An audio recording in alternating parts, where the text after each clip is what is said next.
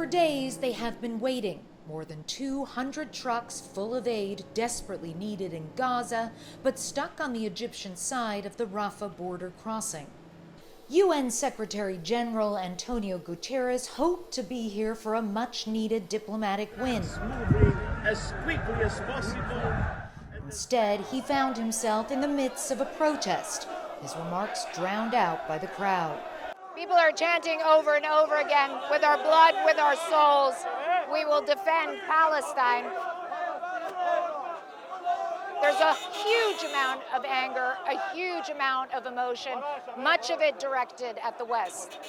We need justice! We need justice! And much also at Western media, who people here feel have favored Israeli voices over Palestinians. Where is your humanity? A protester starts shouting at me. We invite her to do an interview with us. Okay, fine. When 1,000+ Palestinian babies die, you don't feel the same. You don't feel the same as when I tell you one of your own has died. But these are our own. And it is unfair, and Egypt will stand with Palestine. All Western channels are talking for Israel. If the United Nations is standing for Israel, if all these international institutions are standing for Israel, who's there for the Palestinians? And don't call it a war. The jargon is even more infuriating. It's not a war, they're not on equal footing. It is not a war. For many, it is deeply personal. A Palestinian man holds up his ID. I can't contact with my family there. Your family's on the other side. Yeah, I have 7 sisters, and my father, my mother, grandmother, uncles, all my family is there. I can't contact with them. I don't know. Are they okay? I don't know if they are okay or not. As Egyptian soldiers stand by, the demonstrators get more animated. Protests are normally illegal here, but today the Egyptian president called on people to take to the streets. So this is rapidly becoming a very chaotic scene now.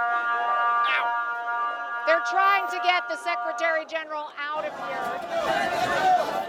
We are ordered back onto the buses and escorted out through the crowd back to Arish Airport, where piles of aid sit by the runway, so close to where they need to be, but held back, the UN says, by complications over how to monitor the trucks that enter Gaza and how to establish a continuous humanitarian corridor.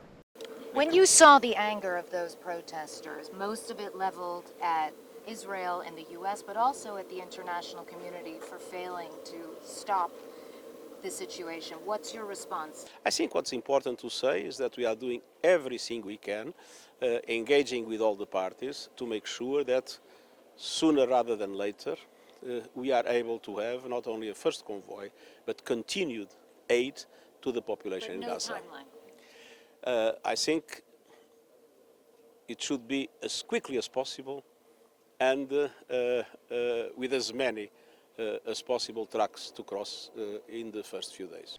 But that is little comfort to the people of Gaza, for whom every day, every hour is vital.